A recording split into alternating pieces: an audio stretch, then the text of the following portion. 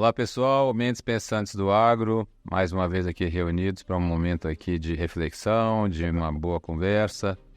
Dessa vez aqui já tinha um tempo que eu tentava marcar essa prosa aqui com esse amigo, que nos bastidores a gente conversa assuntos bem relevantes, significativos e que eu achei por bem torná-los público agora.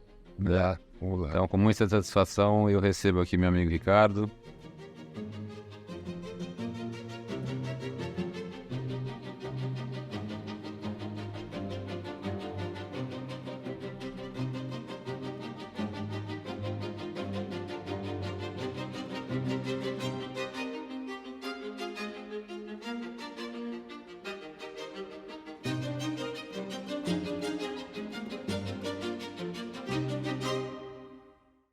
Seja muito bem-vindo aqui ao nosso espaço.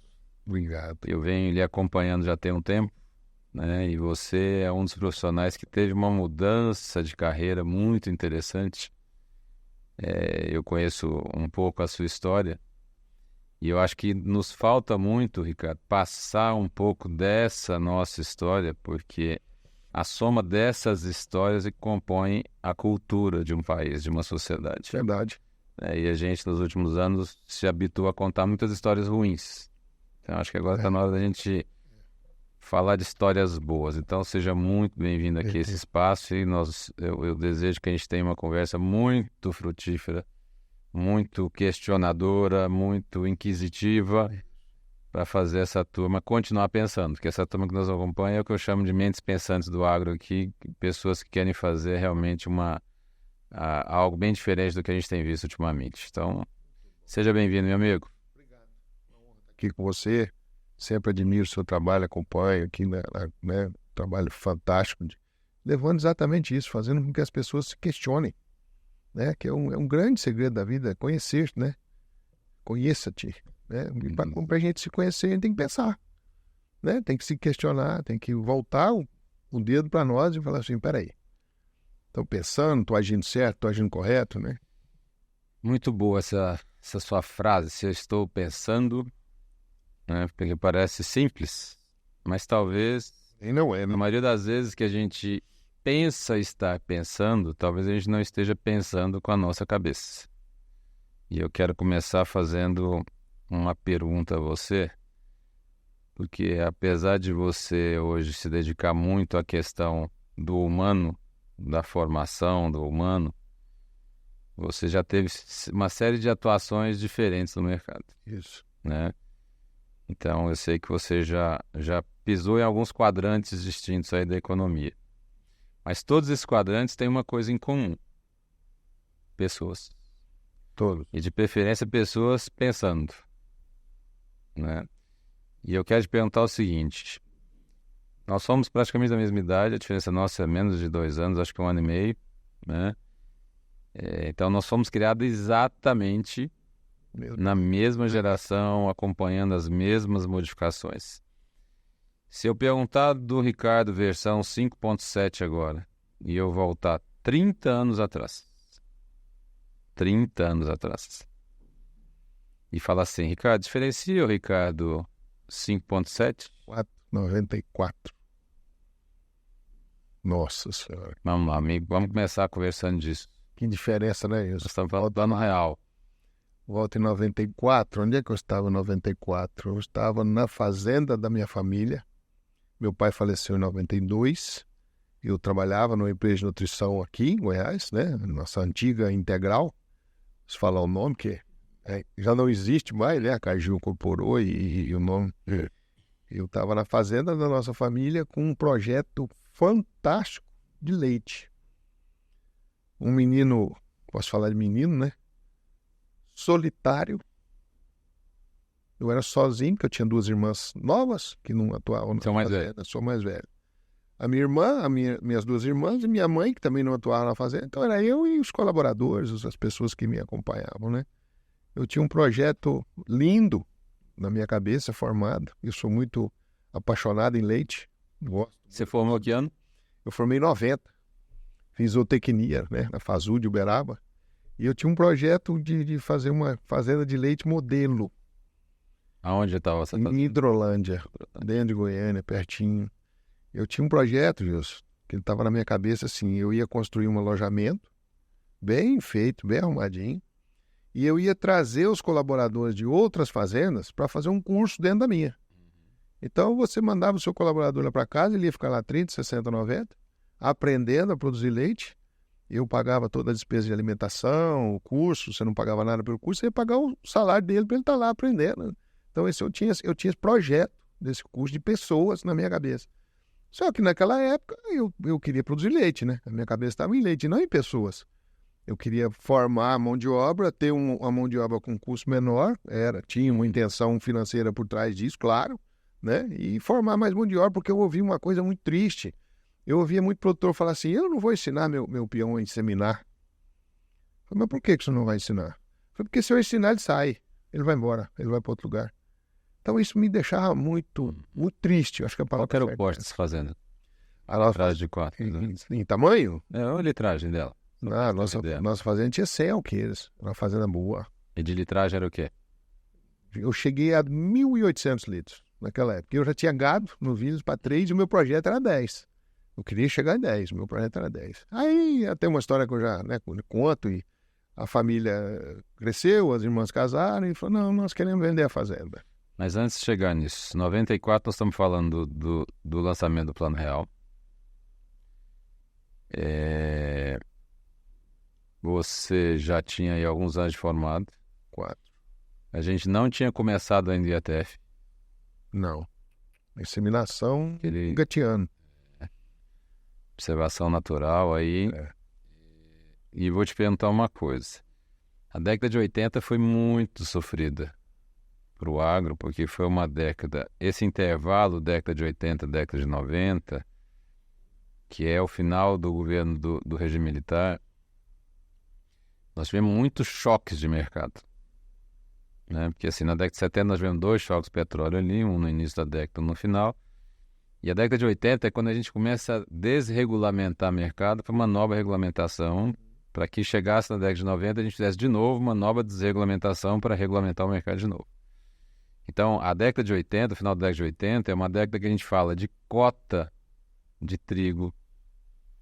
Então, por exemplo, essa época 10 anos antes dessa data que você colocou, eu estava começando meu projeto de inseminação em gado leiteiro também, mas em Goianápolis, né?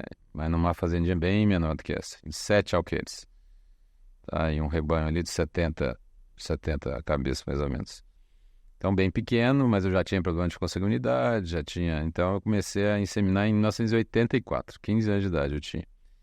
E ainda ouvindo muito do meu avô materno, que me ensinou quase tudo que eu sei disso, dizendo, meu filho, você está fazendo... Não está certo isso aí que você está fazendo. Eu falei, por quê? Porque ele falava assim, isso aí não é de Deus, né?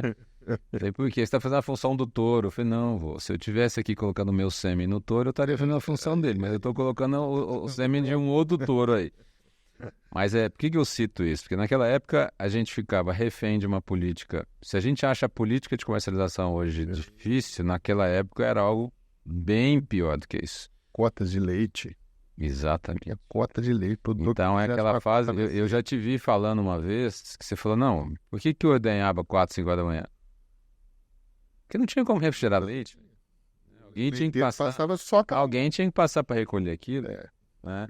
E aí, por exemplo, e na hora que a cooperativa te ligava para falar, ó, o leite de hoje azedou, você vai falar o quê? Nada, joga fora. Nada. Perdeu. Você vai receber um relatório. Por que eu estou te provocando isso? Nós estamos olhando o que está sendo visto hoje no agro, Ricardo, e a sensação que dá é que sempre foi assim, né? Que o Brasil sempre foi essa potência, que o Brasil sempre teve um rebanho de 200 milhões de cabeça, que nós sempre fomos assim, um grande exportador. E na realidade, isso acontece há muito pouco tempo. Então, essa década de 90 que a gente está se falando, a realidade era outra. Não existia China para o Brasil. Não. Essa década, mala e mala, a gente vendia carne para a Rússia. Um pouquinho. Tá? Bem baixo. E pouca coisa. E a $1.600 a tonelada. Isso era o preço da carne na década de 90. Não guardo não, mas era muito barato, né? Então, assim, por que eu estou te perguntando isso? Porque quem faz um país são pessoas. Claro. Geralmente pessoas que ocupam uma função de empreendedor, que é transformar algo em algo. Né? que em algum momento pode ser organizar uma fazenda, pode ser montar uma empresa, pode ser...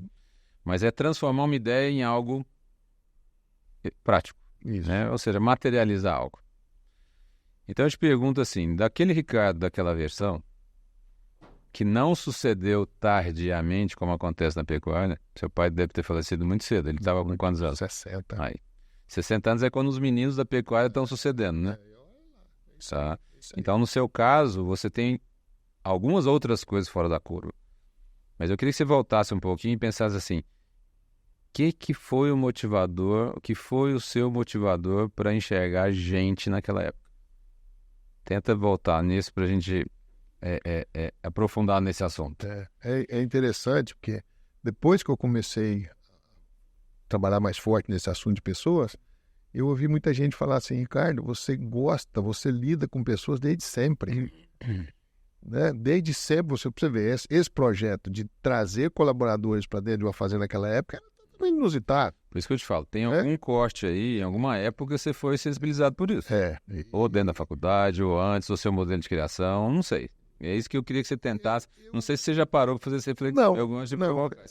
Boa, foi uma provocação muito inteligente, muito bacana, porque eu nunca, assim, eu não sei onde é esse corte na minha cabeça. Ele aconteceu há 2 anos e poucos atrás, quando eu fui instigado por um produtor de falar assim, conversa com a minha turma. É a única coisa que ele pediu. Agora, voltando aos 30 anos, como você colocou, eu sempre lidei com pessoas muito fácil, eu gosto de gente. Sempre gostei. Desde criança, minha mãe falava, os meninos eram doidos com você, as crianças menores eram doidas com você. Eu sempre gostei muito da pessoa mais velha, né, do chamado idoso, eu não gosto muito desse nome, mas a pessoa mais experiente, sempre gostei muito, sempre tive muito. Eu fui chefe de comissão de formatura, eu fui padrinho da bibliotecária da escola, eu era amigo dos professores, os professores me chamavam de apelido. Então eu sempre tive esse gosto por pessoas, eu nunca tive medo de pessoas. O ser humano tem muito medo, né, de gente. A pessoa faz mal, eu não tenho, eu nunca tive isso. Então, você teve uma formação familiar forte. Muito. Minha mãe... Porque toda hora você está falando de valores. Você falou de atenção com gente, você falou de respeito com o mais velho, você falou de... Geneticamente eu puxei isso da minha mãe. Minha mãe é a melhor pessoa que eu já conheci na minha vida. Não por ser minha mãe, ou talvez por ser minha mãe, eu saiba tanto dela, né? A minha mãe e as funcionárias dela têm loucura por ela, adoração, os vizinhos todos. Então, geneticamente eu puxei da minha mãe. Minha mãe tem uma facilidade louca. A ponto, vou te confessar uma coisa que eu nunca falei para ninguém, minhas irmãs ouviram isso, elas vão estranhar. A ponto de gerar ciúme no meu pai, pela facilidade que ela tinha de conversar. Não ciúme de marido, mas ciúme que ele era muito fechado, muito introvertido, e ela muito dada. Então eu tive esse exemplo dela também. Eu conheço um casal desse estilo. Então eu acho que essa paixão, esse gosto por pessoas, de ter facilidade de chegar e brincar com um, brincar com o outro, eu sempre tive. Vem do berço. Vem do berço. Então, é isso que eu queria te ajudar a entender, porque quando você fala assim, eu tive esse corte 2 anos atrás, na realidade estava embarcado. Isso. Você teve o estalo de falar, isso. Opa, isso daqui precisa ser distribuído, compartilhado, porque assim, meu amigo, os dons, eu falo que a palavra dom em inglês é melhor do que em português, que a palavra dom em inglês é gift, e quando a gente traduz de novo vira presente. Então, os dons que Deus nos concede são presentes, que devem ser preferencialmente compartilhados para o bem da coletividade. E o que acontece? Num ambiente onde o tripé da sociedade está construído em cima do individualismo, do hedonismo e do consumismo, a necessidade de compartilhar, porque assim, o egoísmo é o cerne do modelo individualista. E você pode ver que todo o nosso processo de criação, principalmente o educacional, fomenta o individualismo. Né? Você lembra como é que você era avaliado na escola?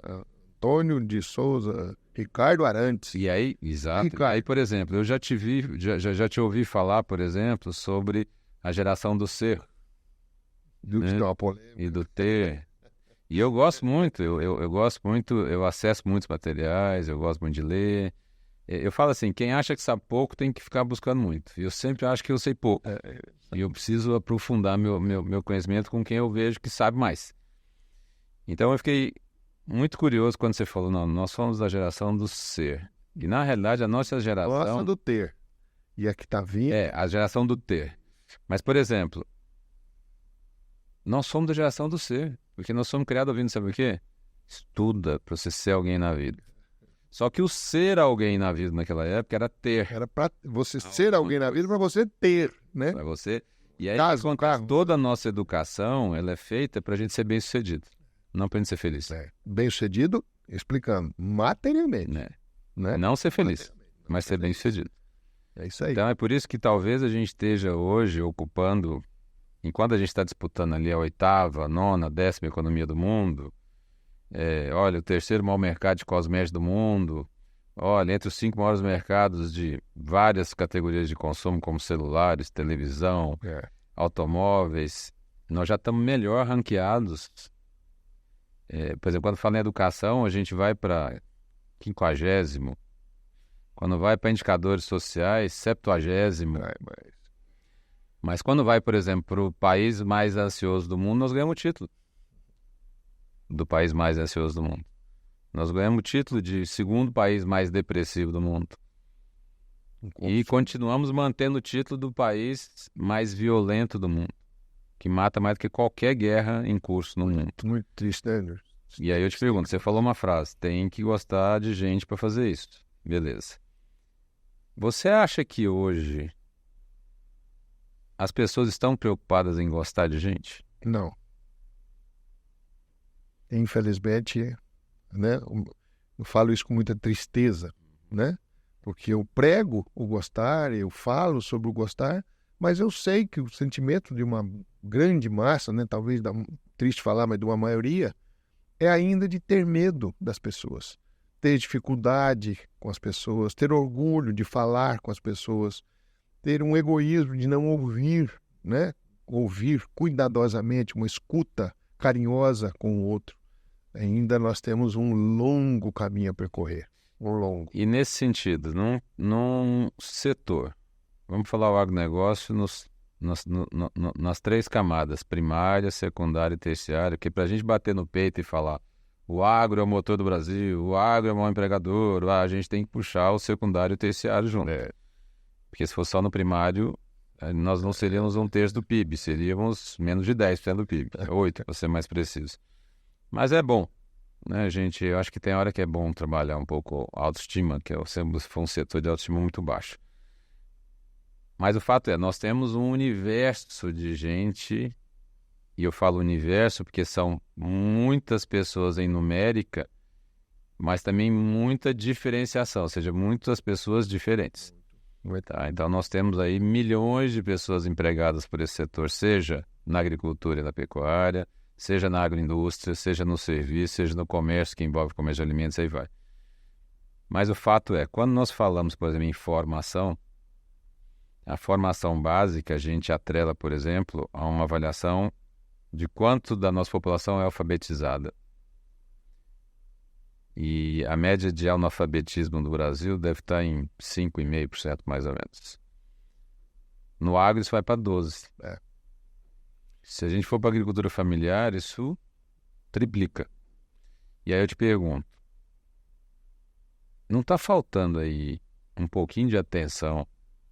Porque como é que eu vou qualificar, Ricardo, alguém que não teve a capacitação básica?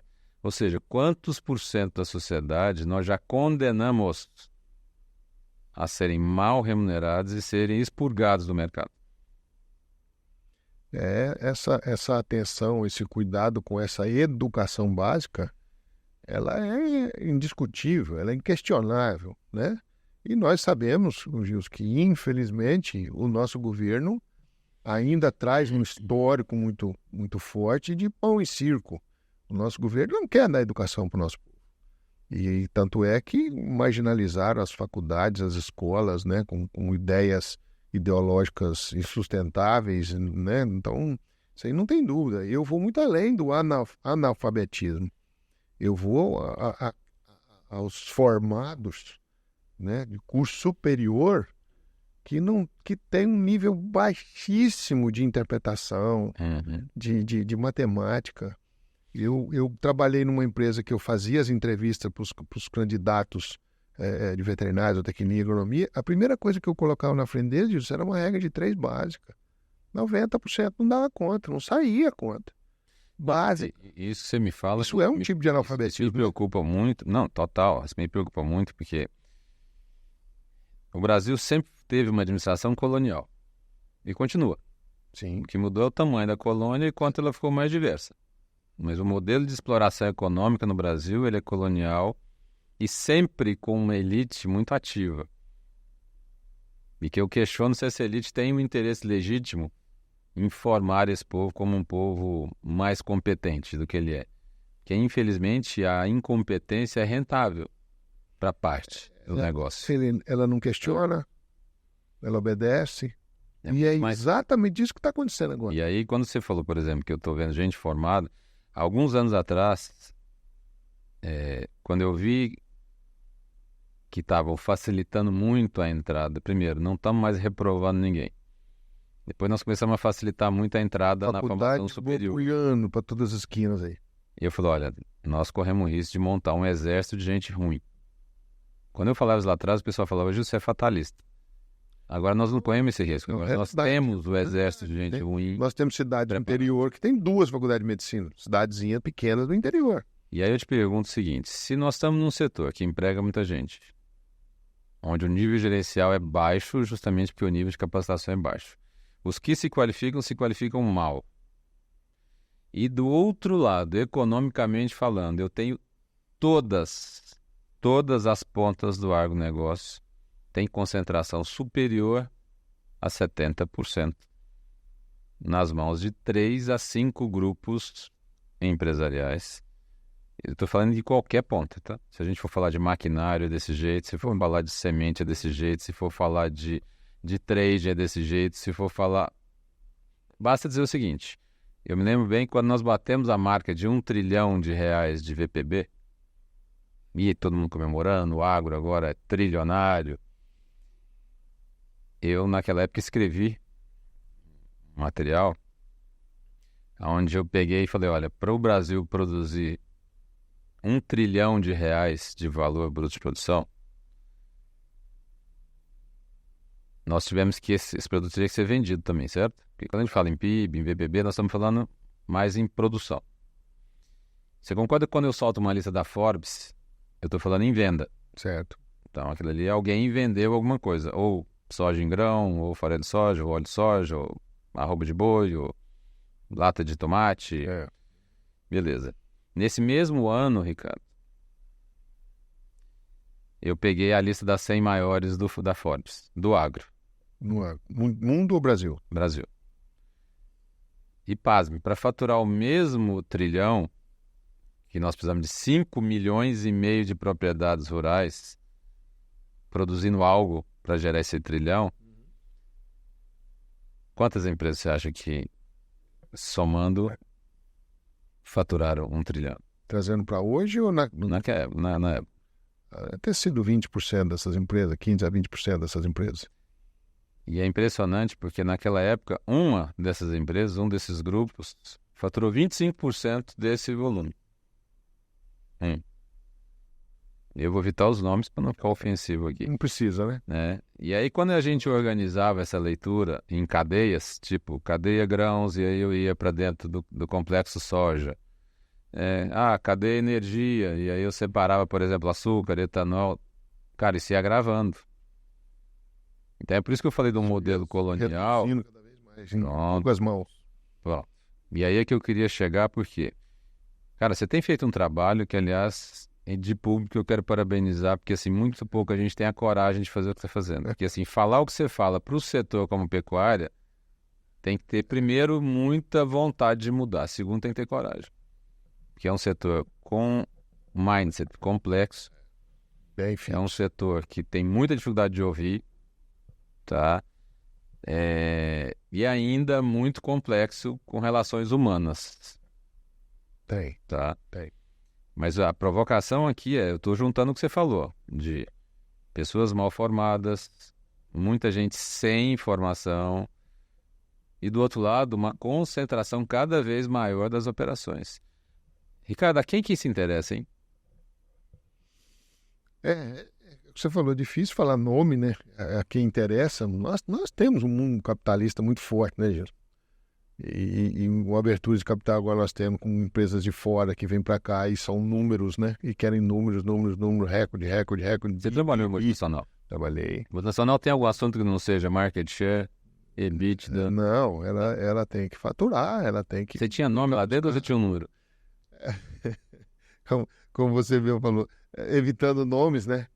Mas a minha empresa, a parte da empresa que eu trabalhei, graças a Deus, eu tenho que reconhecer isso, nós é uma empresa muito bacana nesse sentido. Existe uma união, um respeito, um carinho com as pessoas. O todo eu não sei dizer, porque é uma empresa... Só, né? Eu não quero passar aqui a impressão de que eu sou contra empresa grande ou contra o capital. Eu estou questionando o modo de operação porque eu tenho uma empresa chamada Brasil. Essa empresa chamada Brasil, hoje é a maior produtora de proteína vegetal do mundo. Do planeta. Beleza. Essa nossa empresa aliada, mais uma empresa que também está na América, mas na América do Norte, essas duas empresas juntas têm 70% do business de soja no mundo. Então, quando você quiser substituir uma proteína animal que vem da pecuária, de bovinocultura, de suinocultura, de avicultura, de capricultura, você só tem soja, meu amigo. Essa é a grande fonte de substituição de proteína, porque este ser humano aqui, que é formado de carbono, não tem como sobreviver sem proteína. Porque toda a nossa estrutura, tirando a hemoglobina, o resto são produtores de proteína aqui dentro. E a gente precisa se alimentar de proteína. Então, a soja é uma proteína substituta muito recente, hein? Sim. Nós estamos falando de meio século. E vamos só lembrar o seguinte, apesar do Brasil hoje ser essa potência de 150 milhões de toneladas, há 20 anos atrás, 25 anos atrás, era uma potência de 30, tá? 5 vezes menos. Muito pouco tempo. 5 vezes menos, muito pouco tempo. E aí o questionamento é, 45% deste nosso volume é exportado in natura. Ou seja, agregação zero de riqueza. Porque eu vou gerando riqueza no processo quando eu vou transformando. Claro. Por isso que eu falei que eu me preocupo quando o Brasil vai crescendo muito no agro desse jeito, porque nós estamos crescendo muito na atividade primária. Então eu tenho medo da gente estar num processo de primarização da economia, Ricardo. E aí o questionamento quando a soja estava ali a R$160 a saca, eu fiz uma conta. Na próxima etapa da soja, quando você vai esmagar, esse 160 vira quanto? R$450 entre farelo e soja. E quanto gerou de emprego? Quanto gerou de imposto? Farelo e óleo. Mas se 45% eu tiro e coloco in natura fora, o que eu estou fazendo?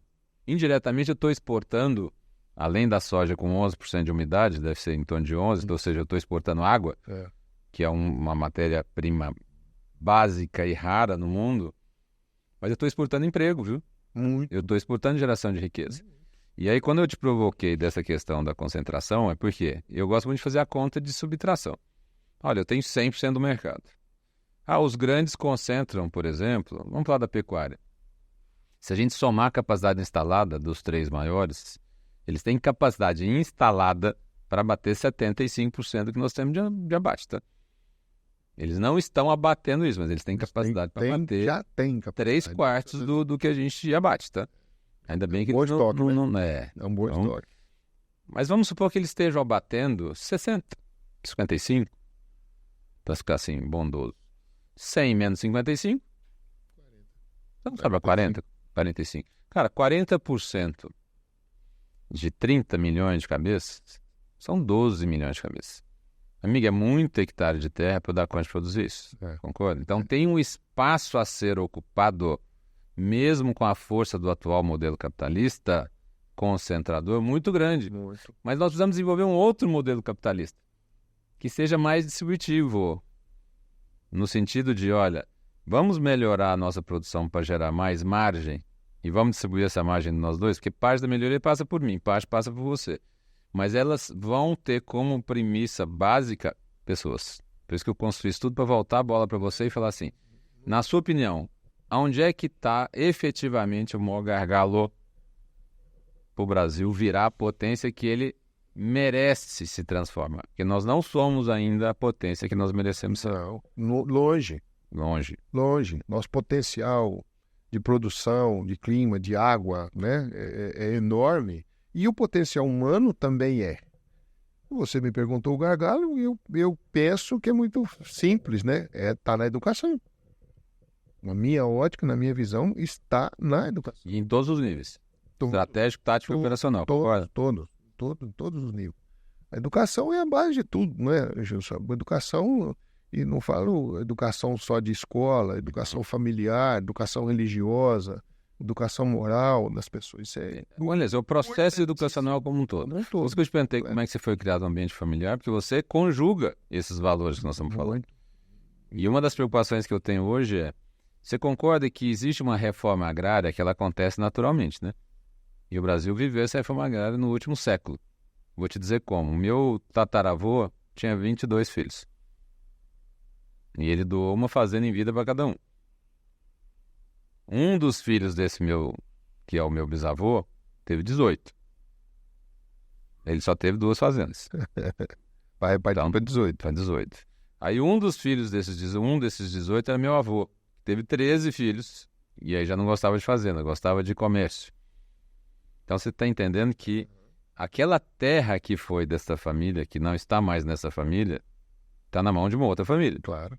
Tá. Agora o fato é, uma fazendona ali de um pecuarista muito eficiente ali, de 1000 alqueirão goiano, com um rebanho espetacular, melhorado geneticamente, com a taxa de lotação espetacular, ele tem uma taxa de prenhez lá em cima, ele desmama bezerro de 260 quilos, tal. Então ele tem todo o know-how e a qualidade de operação. Mas ele vai morrer, como todos nós. E na hora que ele morrer, ele tem 5 filhos. E aí eu te falo, o processo de herança ele é natural. A sucessão é uma escolha do sucedido e do sucessor. Claro. Então, por exemplo, você herdou e foi o sucessor. Beleza? Naquele período. Mas, por exemplo, você, para ser o sucessor, alguém foi preterido. E eu quero voltar numa época em que você foi chamado por parte dessas preteridas que falaram assim, meu irmão, nós decidimos vender a fazenda. Aquela fazenda tinha quantos donos? Antes de ser do meu pai? Não, ela já era de um só. Beleza. Quando era do seu pai, eram quantos donos? Dele. Beleza. Ele morreu, virou quantos? Minha mãe estava viva, viva. 4. 4. Né? 4 sendo 50% de um e 50% de 3. Exatamente. Aí que matemática correta, né? Volta para essa história sua. Pratica isso que eu estou falando aqui agora. É uma reforma, né? É uma reforma. E suas irmãs são de que área? Uma redistribuição. Nada a ver. Um arquiteto, outro administrador. Essa terra deixou de existir lá em Hidrolândia ou tá lá? Não, tá lá. Tá lá na mão de outro. E lá tá produzindo o que agora? Carro? Hoje nada de leite, tudo de corte, produzindo carne. Mas tá produzindo carne. Commodity agrária, certo? Isso é para mostrar o seguinte, independente em qual CPF tá lá, vai ter uma atividade econômica. Vai produzir. Então a provocação que eu quero fazer é, você já tinha no seu DNA produtividade, uso de tecnologia, você já inseminava lá atrás. Você tinha ordenha? Tinha bezerra na casinha, ordenha, as mulheres que ordenhavam. Você tinha protocolo nutricional? Tinha. As casinhas dos meus bezerros tinham 2 telhas para fazer o colchão de ar. Tinha gente que ia lá para... Isso é tecnologia ou não? É claro. Ótimo. Lógico. E onde é que foi embarcado isso?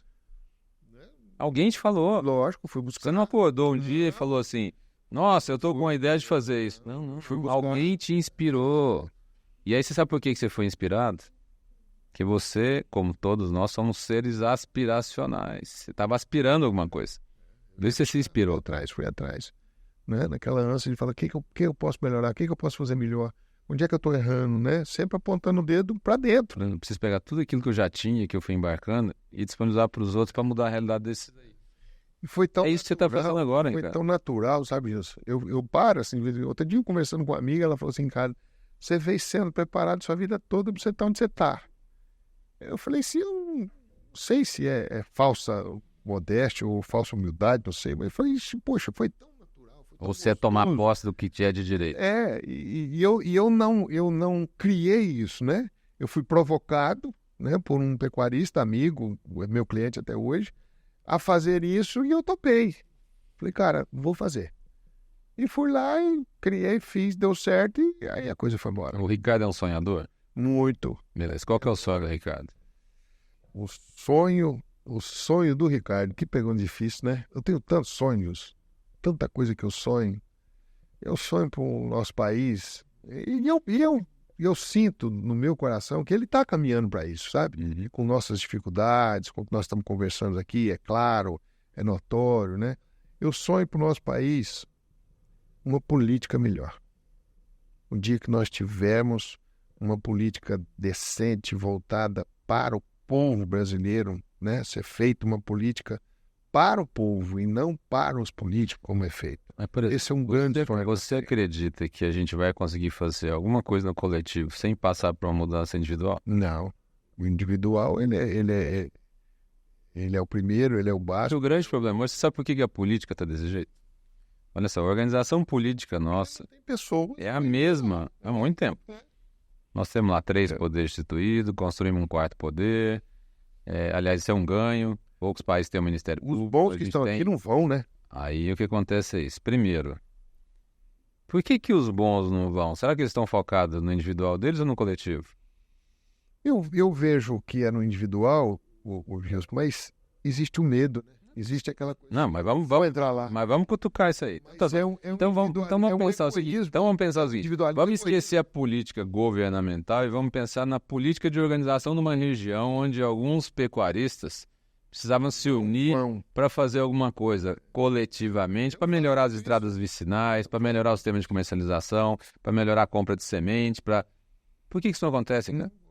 O egoísmo, o individual. Pronto. Então é isso que eu quero dizer o seguinte. Você concorda que em algum momento, por exemplo, se você está falando que o Despertar você foi 2 anos atrás, você estava então com 55. 55. Há 55 anos, meu amigo, é uma fase de vida que a gente está muito preocupado. Boa, excelente. A gente está muito preocupado, muito pouco preocupado com as questões individuais nossas. E muito preocupado com, cara, não vai dar tempo. Eu preciso fazer alguma coisa. Eu preciso fazer alguma coisa porque você começa a falar de legado, você começa a enxergar assim, cara, o que eu vou fazer com essa vida toda que eu vivi? E aí é por isso que você teve um despertar de falar, cara, precisa mudar. O pessoal acorda, quem faz essa fazenda funcionar são as pessoas. Tudo que a gente faz na vida são pessoas fazendo para pessoas, pessoal. Então é por isso que eu falo assim. Não é pessoa para coisa. E aí eu te digo, cara, eu sou cristão católico. Então eu sigo um cara doido, tá? Um tal de Jesus Cristo, que o tempo todo ele falava, olha, vou deixar 2 mandamentos só para você, que é amar a Deus sobre todas as coisas e o próximo como você mesmo. Mas depois ele viu que fala assim, rapaz, vai que esse cara não se ama. Então não, amar o próximo como eu amo vocês. Então vamos lá, o foco desse cara que eu sigo eram as pessoas. Total. Então o tempo todo dele eram as pessoas. Total. E eu falo assim, cara, nós já são 2000 e poucos anos que ele falou isso, e a gente continua com uma absoluta incapacidade de enxergar o outro. Aliás, nós fizemos o inverso, nós desenvolvemos uma habilidade de não enxergar as coisas, de não enxergar parte da sociedade, de não enxergar parte dos problemas que são nossos. Isso. E é por isso que eu te falo que a falta de uma representação política coletiva é só o reflexo dessa falta de um posicionamento político nosso, individual, dentro daquele ambiente ao qual a gente faz parte, cara. Eu gosto muito de ser otimista, sabe? Eu concordo com o que você está falando, nós ainda temos muito. Se não tivesse o que eu estou fazendo, não teria a repercussão que tem hoje, né? Tem exatamente pela falta, né? Se tivesse, fala, não, o que você está falando aí, todo mundo faz, Ricardo. Você não precisa de você falar isso, não, né? Tá tudo certo, tá todo mundo igual, né? Os meus colaboradores são tratados super bem, são tratados iguais, os meus filhos, a minha família, tá tudo certo. Então, é inquestionável o que você está falando. Mas nós temos que ter o lado otimista, até do maluco aqui que você falou. Eu chamo de cabeludo, eu carinhosamente chamo ele de cabeludo, tem uma história do cabeludo atrás. Ele próprio foi muito otimista, né? Há 2000 anos atrás, você imagina como é que tá. Eu acredito, eu tenho um sentimento, um pensamento meu, uma criação minha, que a humanidade não regride. Ela não regride, ela pode estacionar, ela pode caminhar muito lentamente. Mas voltando, fazendo um paralelo que você falou do ser, essa geração nova que está vindo aí, ela vai corrigir muita coisa, Gilson. Muita coisa disso aqui que nós estamos falando, que é uma realidade. Outro dia eu participei de um grupo que vendia os animais juntos, os bois. Um grupo forte e tal. Falei, escuta, e a central de compra? Vocês não montar? Não, nós não demos conta. Os caras conseguiram montar um grupo para vender, mas não dá conta de comprar. Porque aí entra o egoísmo individual. Mas e se eu comprar melhor do que o grupo está comprando aquela coisa, aquele egoísmo? Então, isso existe, claro que existe. Né? E o ser humano tem que despertar para isso. Ele tem que despertar para o individual dele ser do todo, do grupo. Isso é o que o cara ensinou há 2000 anos. E ainda tem muita dificuldade de se fazer isso. Eu partilho da mesma esperança sua e tenho a mesma avaliação. Outro dia, voltando de uma viagem com umas amigas lá do Rio, onde a gente fez um trabalho no final de semana numa aldeia indígena. Olha só. E aí elas me fizeram uma pergunta. Gilson, na sua opinião, a humanidade está melhor ou pior? Te perguntaram. E eu quero saber a resposta. E eu falei, olha, eu acho que a humanidade está melhor. Nós temos um mundo melhor, por exemplo, do que a gente tinha antes da Revolução Industrial. Eu tinha 80% da população em nível de pobreza, agora eu tenho 20%. Vou falar em grandes números. Tá. Então, funcionou o modelo capitalista? Com certeza. Se mostrou extremamente eficiente em produzir riqueza. Quantos por cento eu tenho da riqueza concentrada na mão de 1% da população? Eu tenho mais de 2/3 do volume de recursos concentrado em 1%. Então, o fato de eu ter um regime que se mostrou eficiente em produzir riqueza, não significa dizer que ele seja eficiente em distribuir essa riqueza. Certo. Então, eu, como humanidade, eu vejo que nós estamos melhores. Como seres humanos, talvez não. Temos uma jornada aí pela frente. Mas, mesmo assim, eu acho que nós estamos... Eu não vou usar o termo civilizado, porque eu acho que nós tivemos um retrocesso com essa história de ter civilizado parte do mundo, que a gente já tinha um mundo desenvolvido de um ponto de vista e a nossa civilização ocidental acabou fazendo um estrago muito grande nisso. Tá? E que bom que nós estamos retomando algumas sabedorias milenares, tá? Não só do lado oriental, mas também do lado ocidental, para a gente ver que nós fizemos aí algumas coisas erradas. Acho que todo o que a gente está vivendo hoje, principalmente no que se refere ao meio ambiente, mostra isso. Essa nossa desconexão não foi boa. Mas a humanidade é só uma soma de indivíduos. Uma sociedade é uma soma de nós, uma soma de eu. Certo. Né? E eu não posso me arvorar de direito de falar nada de ninguém se eu não estiver praticando algo diferente no meu ambiente individual e naquele ambiente que eu convivo. Claro. Então, a pergunta que eu ia te fazer, você fala, a geração nova vai mudar alguma coisa e eu concordo, tá? Eu tenho 3 filhos, um de 37, que também é veterinário, tenho um de 21, que é administrador, e tenho o mais novo, que faz 18 agora em julho, e deve ir para o lado da psicologia. E eu vejo que são edições melhoradas. Sim. Né? Porque meu pai me educou dizendo, olha, se os nossos filhos não saírem melhor do que nós falhamos. Tá? Então hoje eu agradeço muito ao que o meu pai me ensinou, o que meus avós me ensinaram, os meus pais me ensinaram, e minha mãe continua me ensinando, que é uma grande companheira e amiga que eu tenho ainda hoje. Infelizmente meu pai já está em outra dimensão. Mas porque esses ensinamentos deles que foram embarcados em mim me permitiram fazer algo diferente para os meus filhos. Agora, quando a gente leva isso para a prática, para os negócios, por exemplo, eu tive que operar um modelo de negócio totalmente diferente com os meus filhos. Claro. Por quê? Para não forçá-los a uma sucessão que talvez eles não queiram suceder, não queiram assumir. E quando eles não querem, eles não fazem. Pronto, e aí eu quero te perguntar, você que está... Quantas fazendas hoje, mais ou menos, você já atendeu em Goiás? Mais ou menos, número grosso. Goiás? Só Goiás. Eu vou te falar 2023, Brasil. Tá. Esse eu tenho um número catalogado certinho. Foram 9 estados o ano passado, 2023, 78 fazendas. 78.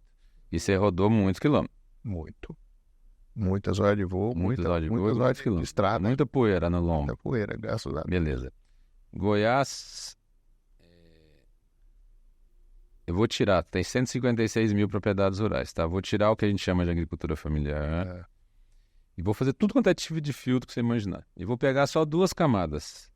100 a 500 hectares, 100 a 200 hectares, 200 a 500 hectares. Ou seja, propriedades acima de 100 hectares e chegando a 500 hectares. Praticamente toda a turma do leite está aí dentro. Tá. Toda a turma. Parte da pecuária está aí dentro. Mas em suma, 42 mil propriedades. Só disso. Se eu pegar as propriedades acima de 500 hectares, vão chegar em mais 5 mil, 6 mil propriedades. Você rodou quantas vezes no Brasil, estado? 78. Beleza. Então eu preciso de muitos Ricardos, né? No, Tá. Quantas pessoas você conhece hoje fazendo um trabalho semelhante ao seu? no Brasil, umas 2, 3. Beleza. No Brasil. Então, a provocação aqui é, meu amigo, Ricardo, nós precisamos agora ter uma atuação, e eu te convidei porque eu sempre gosto de provocar alguns colegas e amigos que eu chamo aqui no sentido de hoje a gente assume uma postura diferente, uma liderança diferente, ou desculpa, nós vamos continuar lidando com essa situação hostil que nós estamos lidando. Porque o meu trabalho ele é ínfimo, ele não atinge, né? Infelizmente ele atinge muito, muito, muito pouco. Né? Pouquíssimo, mas ele é de uma relevância absurda, Ricardo. E aí eu vou te perguntar, cara, eu falei do país mais ansioso, e a ansiedade tem a ver com o futuro. O segundo mais depressivo tem a ver com o passado. Se eu estou no futuro, no passado, eu estou vivendo o presente? Nunca. Zero. Então vamos lá. E se eu estou no presente sendo um país mais violento, o que está acontecendo? Estamos fugindo uns dos outros, nos escondendo dentro das nossas fazendas, das nossas casas. E aí eu te pergunto, se nós não dermos uma atenção, por exemplo, aos processos de sucessão, o que pode acontecer, Ricardo? O que está acontecendo? Muitas fazendas sendo direcionadas para grandes grupos, como você mesmo colocou. Muitas fazendas sendo arrendadas. Eu estou começando a ver um movimento interessante de fazendas maiores querendo ser gerenciadas por executivos. Comecei a ver isso. É uma tendência forte. Achei super bacana. Nós, inclusive, num dos nossos projetos, nós estamos investindo muito no que a gente chama de cogestão, porque a gente acredita que daqui a um tempo vai ter um volume de propriedades gigante para ser administrado. Com isso. Estou muito feliz. Eu jantei ontem com um amigo que colocou isso. Um grande pecuarista, falou, nós temos 6 filhos, os 3 irmãos têm 6 filhos. Os 6 nenhum vão pegar. Então eu já vou buscar um executivo, vou começar a formar ele para treinar para ele assumir. Ou daqui a pouco contratar uma empresa que faça gestão. Então, agora eu vou te perguntar. Beleza, você é uma empresa grande, né? Uma fazenda grande pode fazer isso, concorda? Nós, como viemos do leite, amigo, e o cabra do leite, a gente fala assim, não pode ter paixão. Amigo, sem paixão você não faz aquilo. Tem que ter uma paixão raciocinada, né? Ter paixão não significa abdicar do uso da razão, tá? Mas sem paixão não se faz. É ela que te levanta cedo, é ela que te dá o gás, ela que te faz. Exatamente. Só que, por exemplo, nós temos estimativas aí que apontam que nós temos mais de 1 milhão de produtores de leite no Brasil. Beleza? E aí eu tive na Interleite do ano passado, e aí conversando com os amigos da organização e tal, me fizeram um comentário no bastidor e falaram, olha, Justo, no máximo em 2030, nós vamos ter mais ou menos 70%, 80% do volume de leite produzido por 30% das propriedades. É isso mesmo. Beleza. Me falou na naturalidade, assim, eu falei, cara, e o que nós vamos fazer com 700 mil pecuaristas? Porque, assim, não tem jeito de fazer pecuária de leite num apartamento, né? Ainda não inventaram uma forma de fazer. Então, por exemplo, caso esse cara seja expurgado do mercado, essa fazendinha dele, a chacrinha dele vai deixar de existir fisicamente? Aquilo é um bem de família, não é? Tem uma quantidade X de pessoas vivendo ali, não tem? Então tá bom. Ele perde a vocação daquilo, que a vocação daquilo hoje é produzir leite. Isso gera emprego, isso gera divisa para o país, gera... riquezas, de alguma forma. Ok. O que vai acontecer com esses espaços? Complicado pensar, né? E o mais sério, o que vai acontecer com essas pessoas? Porque nós estamos falando em 700 mil pessoas... Elas vão... 700 mil, eu só estou falando que 700 mil empreendedores, né? Com quantas pessoas trabalhando para eles? Bem pouco, porque a tecnologia vai diminuir bastante. Na minha opinião, nós temos uma bomba relógio posta, porque nós estamos com as famílias sendo dizimadas. Aliás, a gente vive hoje o que se chama de falência institucional. Todas as nossas instituições estão em crise, a começar da família como instituição. As escolas, as igrejas, os governos. E pela primeira vez nós conseguimos colocar o mundo inteiro em crise simultaneamente, meu amigo. O que muda é só a forma que a crise está batendo. Então significa que a humanidade está em crise, tá? Não é o Brasil que está em crise. A humanidade está em crise por quê? Porque o ser humano está doente, amigo. O ser humano está carente.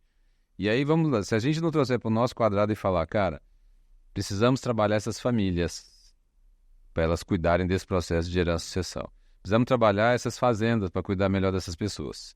E precisamos trabalhar essas pessoas para que elas entendam que ou elas se transformam em pessoas melhores, ou a chance nossa de virar isso é zero. Volta no individual. Volta no cada um.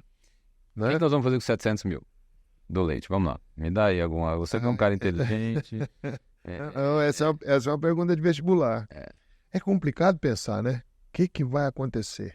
Nós tivemos um exemplo disso que foram os boia-frias, né? Os cortadores de cana, que eram milhares e milhares e milhares nessas usinas. Mas eles não eram dono de terra. Não, precisava arrumar uma vocação para a terra dele. Eram trabalhadores. Eu deslocava eles para uma favela de São Paulo e ficava bom. Mas você preocupa mais parte dessa família, os donos? Eu paguei parte dos boia-frias e coloquei na favela de São Paulo, por exemplo. Mas os colaboradores dessas fazendas de leite que vão desaparecer são muito maior do que os proprietários das fazendas de leite. Mas olha só, eu estou com o menor problema. Estou só com 700 mil por enquanto. Eu não levei para a população que trabalha ali. Esses 700 mil, meu amigo. Porque essa terrinha vai continuar lá, meu amigo. Para onde que eles vão? Para onde que eles vão? Eu faço o que com essa terra? É uma pergunta difícil. A terra ela vai ser incorporada como se ela não vai sair de lá, ela não vai deixar de ter dono, o cara não vai rasgar a escritura. Por exemplo, essa terra já foi fracionada, concorda? Sim. Porque ela era maior. A maioria dessas fazendas menores, propriedades menores, estão em áreas metropolitanas, já ou próximas de regiões metropolitanas, que já sobrevalorizou, né? Sim. Aí eu te pergunto, tem alguma atividade do agronegócio que paga alqueire de R$1 milhão? Nunca. Eu brinco, tem que fazer integração maconha, cocaína para a gente fazer. Integração... Integrar. Integrar, porque senão não dá. Então, o que eu estou colocando aqui, Ricardo, requer uma visão, uma macroanálise de médio e longo prazo, mas que é extremamente impactante para este atual modelo do agro. Porque todos nós vamos ser impactados por isso, tá? Não tenho dúvida. Eu não tenho dúvida.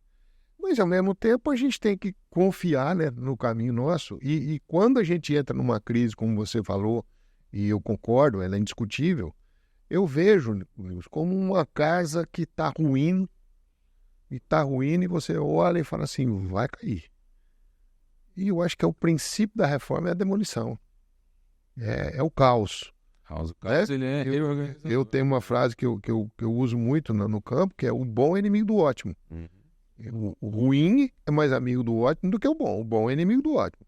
Então, tá ruim, tá. O ruim incomoda mais. O ruim mexe mais. Você não acredita a quantidade de jovens, de pessoas do agro que eu recebo no meu Instagram, no meu WhatsApp, me pedindo uma dica, uma opinião, uma pergunta. Então, eu acredito muito nessa reforma, nessa individual. Não sei quanto tempo. Se você falar, mas em quanto tempo ela não sei. Não, eu acredito que você tem que trabalhar ela. Eu fico feliz com isso. Não sei se eu vou ver um princípiozinho dessa aí melhor do que nós estamos. E você está vendo e está atuando por isso. E por isso que eu puxei esse assunto, cara. Por quê? Assim como você, eu também sou muito idealista, né, muito sonhador e quero ver algo diferente. Você sabe que eu venho empreendendo algumas coisas diferentes com alguns sócios. E assim, é frustrante ver o ritmo dos resultados. O ritmo de adesão. E assim, cara, você tem que ter uma persistência, um propósito muito forte para se manter firme no seu caminho. E se eu não tiver pessoas como você próximo me oxigenando, cara... É fácil de desanimar, você né? Desiste aqui, né? É fácil você ouvir um pecuarista falar, cara, eu não dou conta não, o que você está falando é muito bonito, mas eu não consigo, cara. Eu dedico, cara, 80% do meu tempo em busca de alternativas. Então, por exemplo, eu tenho um desenho para essa empresa, Brasil. Tenho anos eu venho escrevendo ele. Eu tenho um desenho para a Pecuária Nacional para fazer 250 milhões de rebanho em 50 milhões de hectares. E faz, né? Não 200 milhões em 160 milhões de hectares de pastagem. A gente sabe que faz. Vai fazer em 50. Pode fazer. Na hora que eu fizer em 50, eu ganho quantos milhões de hectares para ser cultivado com outra coisa? 100. Floresta para devolver para o que quiser. Vamos lá, 20% da biodiversidade do mundo está no Brasil, Ricardo. E nós estamos fazendo o que com isso? Você acha que eu vou falar mal da área de reserva legal nossa? Eu vou falar bem, meu amigo, sabe por quê? Porque isso fez a gente ser o país com o maior índice de biodiversidade mantida no mundo. Então, ao invés de eu criticar isso e mudar a regulamentação e diminuir a exigência, não, eu vou manter a exigência e agora eu vou forçar com que outros países façam do meu jeito, tá? E agora eu quero o seguinte, ó. Aí é tarefa difícil. A área de vocês agora vai ter que ter 20% de mínimo de preservação. Consegue, fácil. Entendeu? Então, é isso que eu quero dizer, que a gente tem que puxar para o nosso lado agora o que já foi posto e que nós demos conta de fazer. Hoje, se a gente for pegar os frigoríficos da Europa, a maioria deles não passaria na regulação do mapa aqui. Se a gente for pegar hoje, a Europa inteira, 40% do território utilizado pela agricultura europeia produz alimento, produz matéria-prima para 10 grupos. Agora, por exemplo, esse grupo está preocupado em pagar o dia a dia daquele produtor? Não, aí coloca o Estado para fazer. Aí aquele cara que fala que tem que diminuir o tamanho do Estado, é a hora que ele fala, não, diminui o tamanho do Estado, mas subsidia lá o agricultor, porque eu não vou pagar um preço justo para ele não, tá? Aí o Estado entra com a mão forte dele lá e subsidia até 80% da renda de um agricultor europeu. Né? De novo, não vou falar nome. Só que é o seguinte, nós crescemos no Brasil sem nenhuma política em cima disso. Nós tivemos que empreender, bater o peito na cerca e falar, nós vamos fazer esse negócio. E fizemos. Então nós temos um país que tem elevado índice de produção e produtividade. Nós temos um índice de sustentabilidade aqui que temos que nos orgulhar dele, sim. Claro. Tá? Mas nós não estamos sabendo utilizar isso a nosso favor. Falta até um pouco mais de orgulho. Né? Então, por exemplo, pecuária leiteira. Vamos produzir carne na pecuária leiteira. Essa é uma das soluções que tem para pequena propriedade. Só que para fazer isso eu vou ter que montar um sistema de comercialização que leve aquela carne para operadores de varejo também de pequeno porte. Mas sabe o que acontece? Isso dá trabalho, tá? Isso tem que pensar, isso tem que planejar, isso tem que saber lidar com equipe. Tem que saber dividir. Tem que estudar para saber qual que é a margem adequada para aquilo e qual que é o limite máximo de geração. Porque senão eu vou querer entrar no seu resultado e eu não posso entrar no seu resultado. Eu tenho que trabalhar no meu resultado. Agora, uma coisa eu não tenho... Pode ser referência para você. Esse trabalho que você está fazendo, a gente vem de alguma maneira fazendo ele também em outras pontas, porque a gente também atua nisso. Então, nós temos hoje um acordo com outros parceiros que trabalham capacitação de varejo, seja ele dentro de um açougue ou dentro de um supermercado. Já tem uma outra turma fazendo uma capacitação dentro do food service. E eu estou te falando, varejo são 150 mil varejos no Brasil distribuindo carne, tá? Food service, que são pontos de consumo, são 750 mil, cara. É muita coisa, né? Agora eu te falo, você acredita que um pecuarista nem lembra que existe um açougueiro? Mas também não se assusta, não. O açougueiro também não lembra que existe um pecuarista. São dois universos. E eles estão no mesmo negócio. Produzir... Os dois dependem da mesma matéria-prima. Produzir e preparar a carne para disponibilizar para o consumidor final. Ponto. Você tem uma fala muito boa quando você fala nas fazendas, é que... O que vocês estão fazendo aqui? Vocês estão produzindo carne, vocês estão produzindo alimento. Mas não tem esse mindset. E a gente precisa se bater nisso. É por isso que eu te falo, cara, nós vamos ter que encontrar um caminho, por exemplo, e eu já te falei isso lá atrás, nós temos que pegar isso que você está fazendo e embarcar no que nós estamos fazendo. Nós temos que pegar o que nós estamos fazendo e embarcar no que você está fazendo. Porque o objetivo nosso é o mesmo, preparar pessoas por um resultado melhor.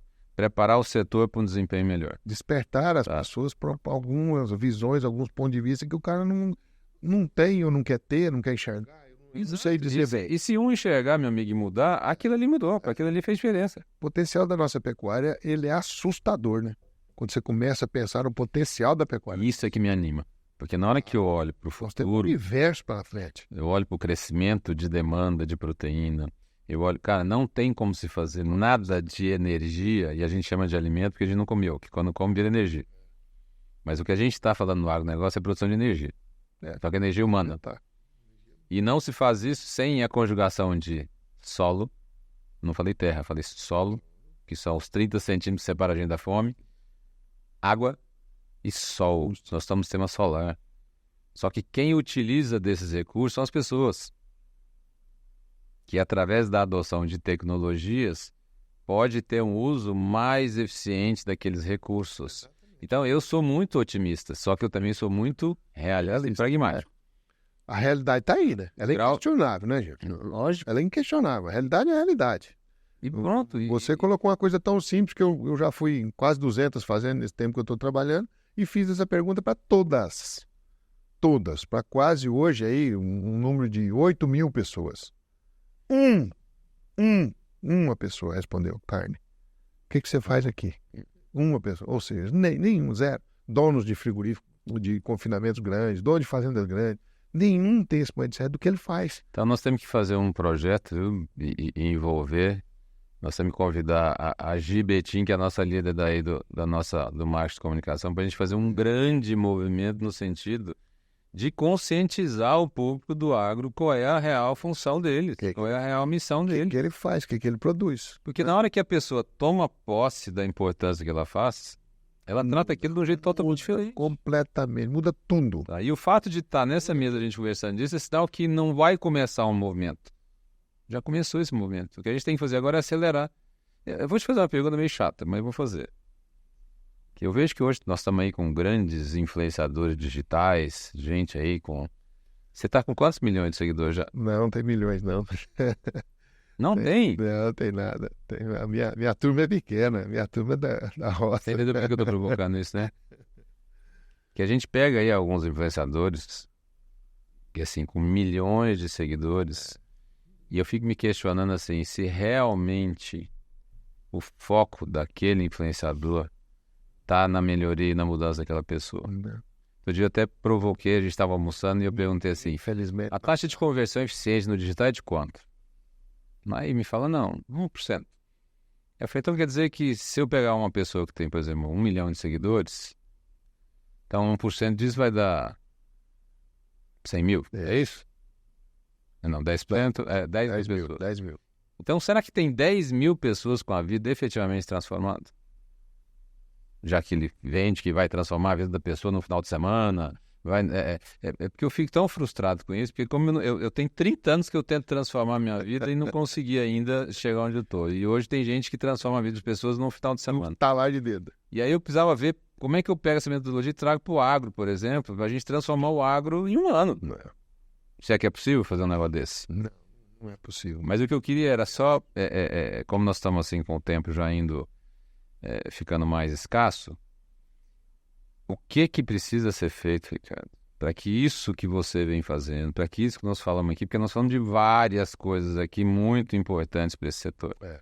Mas o que a gente precisa fazer, cara, para aumentar a massa crítica nossa, para aumentar o engajamento das pessoas, para aumentar a consciência de que ou a gente faz uma elevação do nível nosso de consciência ou nós não vamos conseguir operar diferente. Então, assim, o que precisa aí, cara? Isso é uma outra pergunta difícil que você faz, né? E uma coisa que eu divulgo, respondendo a sua pergunta, que eu faço muito, é isso aqui, ó. Você falou, mas tem um influenciador aí que tem 1 milhão, 2 milhões, 3 milhões de pessoas. Qual é um influenciador sério no agro que nós temos que ter 1 milhão de seguidores? Então, eu preconizo muito o uso da mídia social. Eu acho que ela é capaz de levar muita coisa boa. Hoje, você sabe quantos % dos peões de fazenda tem Instagram? Não. 90%. 90%? Eu fiz essa estatística. Eu somo. Todo treinamento que eu faço em fazenda, essa estatística é minha. Um N pequeno, mas é minha. 90% dos peões tem Instagram.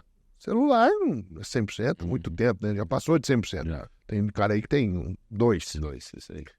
E cadê o trabalho de novo, né? Das associações, dos pecuaristas? O pecuarista não sabe usar o Instagram dele para mobilizar dentro da fazenda dele.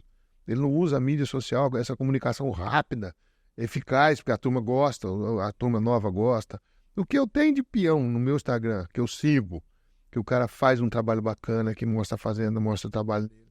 O peão, o proprietário nem sabe. Melhorar a comunicação e o uso de uma tecnologia disponível, por exemplo. O que mais?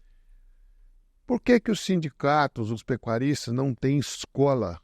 Vou falar uma classe que eu estou extremamente preocupado. Peão. A escola de peão fechou. E como é que nós vamos fazer? Então, por que os pecuaristas, por que as classes, os sindicatos, as classes pecuaristas não criam escola de peão? Então, vamos lá. Comunicação e agora capacitação. Eu acho que esses dois caminhos aí, a pecuária tinha que traçar. Outro dia eu vi um pecuarista em Campo Grande e falou para mim que vai montar uma escola. Falou, Ricardo, eu vou montar uma escola de peão aqui em Campo Grande. Eu olhei dentro dos olhos dele e falei, você vai mesmo? Ele falou, vou. O que você acha? Eu falei, eu acho que vai ser um sucesso. Eu acho que seu nome vai ficar gravado em Campo Grande pro resto da vida. O cara que montou a primeira escola de peão aqui no Mato Grosso do Sul. Você acha mesmo? Eu falei, eu não acho, eu tenho certeza. Agora, você tem peito para ir? Dinheiro eu sei que você tem, cara, um pecuarista grande. Você tem peito para enfrentar isso? Porque não é só dinheiro, né, gente? Tem muita gente que tem dinheiro, mas não tem paixão. né? Não tem amor, não quer montar aquilo. Então eu falei, cara, você vai dar muito certo. Hoje tem fazendas, e eu oriento algumas nisso, tem escola técnica aqui perto da sua fazenda? Tem, aqui no município tem uma escola técnica aqui, o IF. Mas você já foi lá? O cara olha para mim e fala, não, nunca fui lá. Eu falei, cara, é um cara técnico que você pode trazer para dentro da sua fazenda. Vai lá, conversa com o diretor. Fala, o que está faltando aqui? Nossas salas não tem ar-condicionado. Então eu vou investir na escola para melhorar a capacitação da escola, para melhorar o ambiente da escola, mas eu preciso de três alunos para levar lá para minha casa, para trabalhar comigo. Então, é o individual pensando no todo, de novo. Né? Nós falamos isso lá atrás. O que você diria, por exemplo, no núcleo familiar? Qual é a sugestão que você daria? Que mensagem você gostaria de deixar hoje para essas famílias que precisam agora conversar sobre o futuro e conversar sobre uma coisa que é inevitável, morte? E quando tiver morte vai ter que ter um trato. E nós não estamos falando sobre isso. O que você diria para essa turma?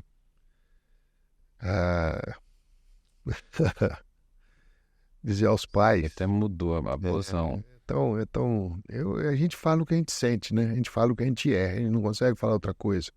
Eu não tenho nenhum pingo de medo, de receio, de dúvida, de deixar meus filhos passarem aquilo que eles têm que passar.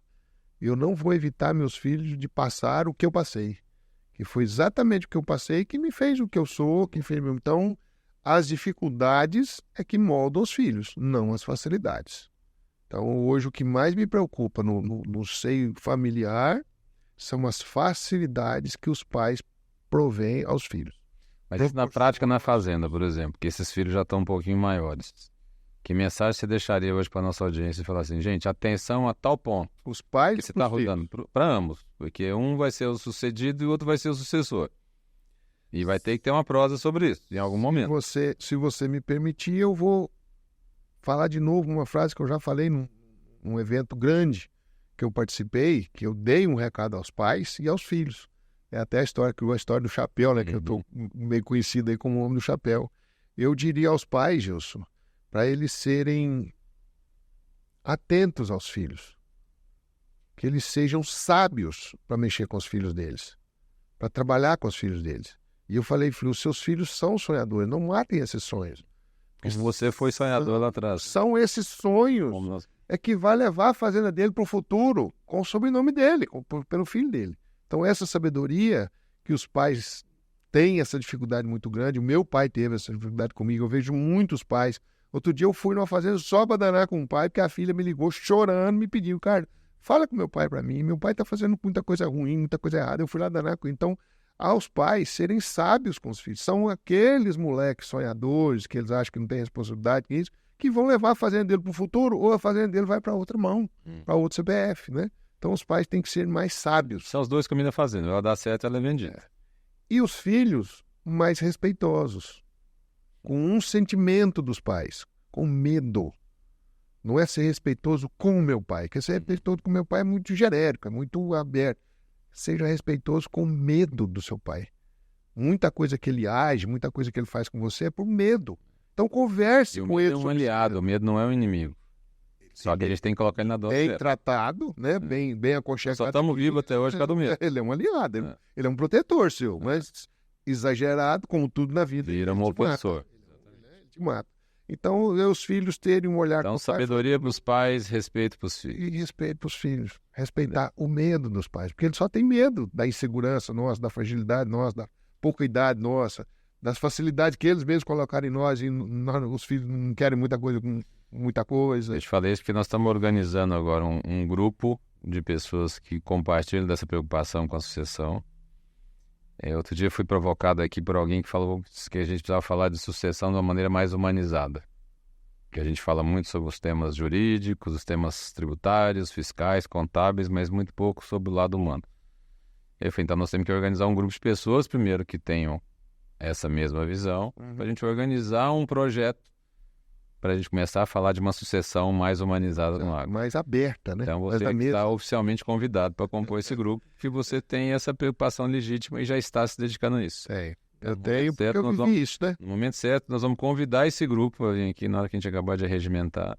E a minha ideia é que a gente tenha um bate-papo tá? Que a gente possa amplificar e disso sair uma rodada de palestras, reuniões locais, aí depois... Pais e filhos juntos. Exatamente. Né? E como nós temos um espaço para isso, esse espaço vai ser preparado para isso.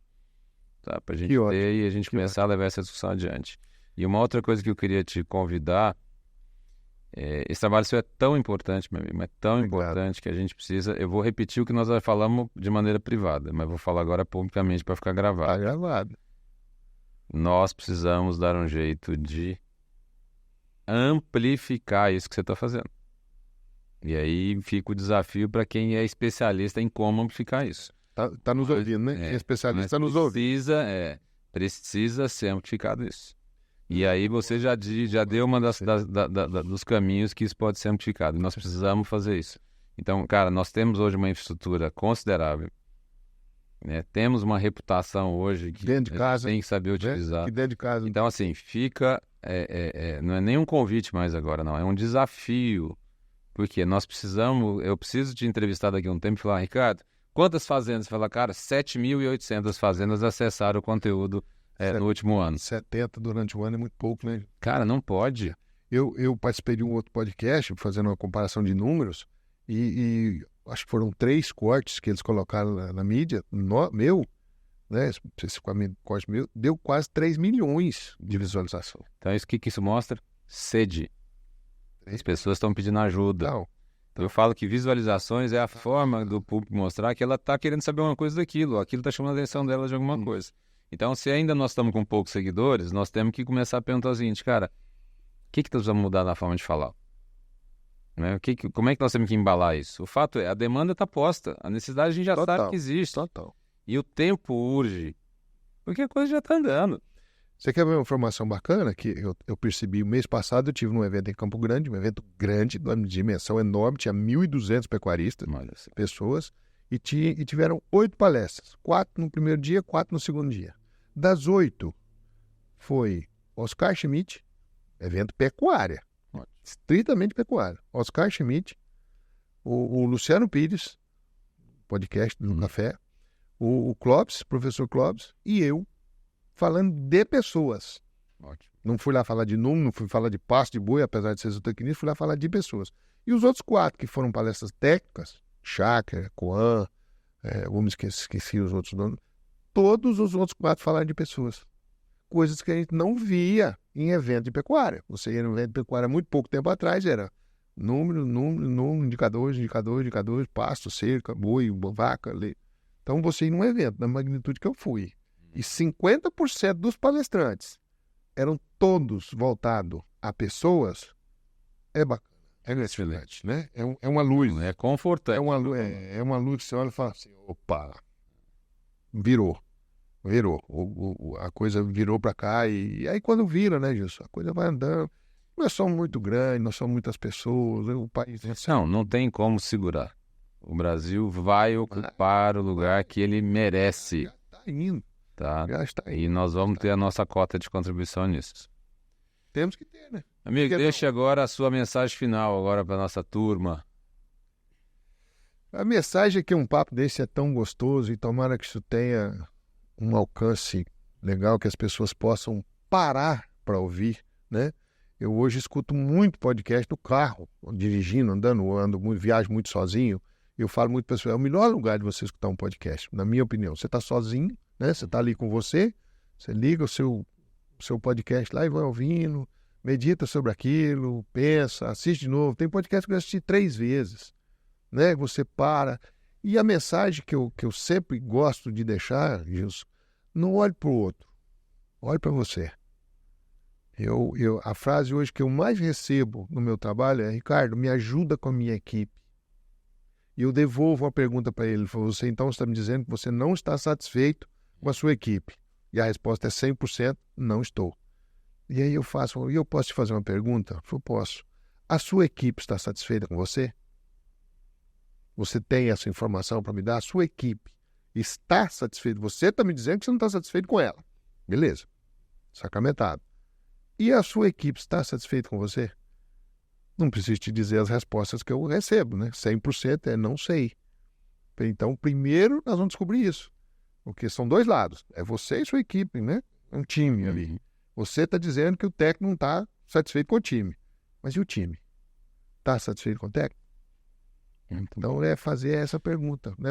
Nós, pecuaristas, que eu vi isso, eu gostaria muito que eles pensassem nisso. E o time que está ouvindo isso, pensasse também, falando, meu gestor está satisfeito comigo?